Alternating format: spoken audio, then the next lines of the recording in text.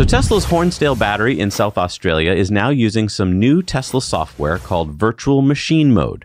Tesla describes it saying, as more wind and solar power replace fossil fuel generation, less mechanical inertia is available on the grid, removing a natural stability buffer in the case of a grid disturbance.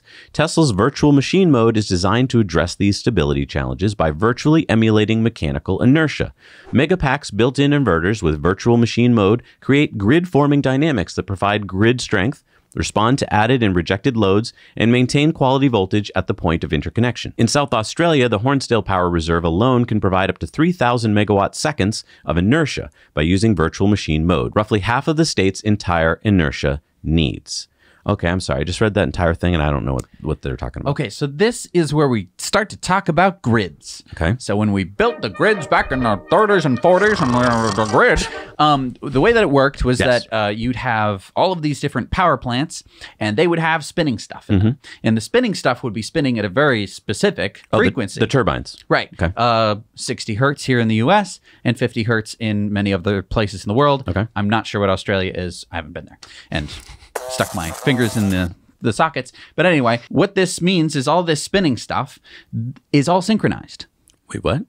So wait, so like a generator in one state is matched up to a generator in another state if they're on the same grid? If they're on the same grid, then they're spinning at the same time. This is why if the grid goes down, you're in trouble because you need to start them all up and then get them synced. Oh. So this is what creates the supposed to be sine wave of the grid, and it's supposed to be at 60 hertz here in the US and probably because if my generator is producing at a different sine wave, it didn't start at the same point, then I'm canceling it out. Right. Oh, wow. So this means that all of these spinning things have inertia.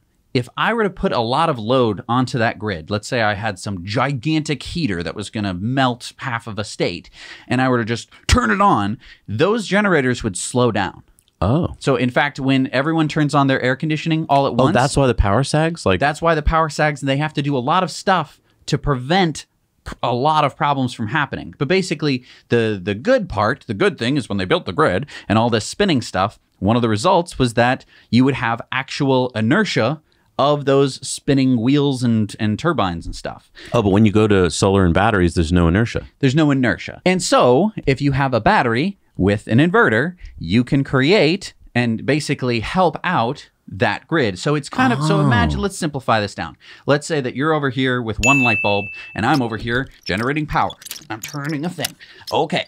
And then you turn on the light bulb and I go, oh, that's harder to do now. And I slow down, but I can't slow down because there's millions of devices depending on me spinning at a particular frequency. Right. So if there was a battery connected to the grid, and so when you flicked on that light switch, within milliseconds, you were able to deliver power exactly in line with me. Wow. I can keep going. That sounds complicated. Super complicated. Super amazing that Tesla's able to do this. Wow. Yeah.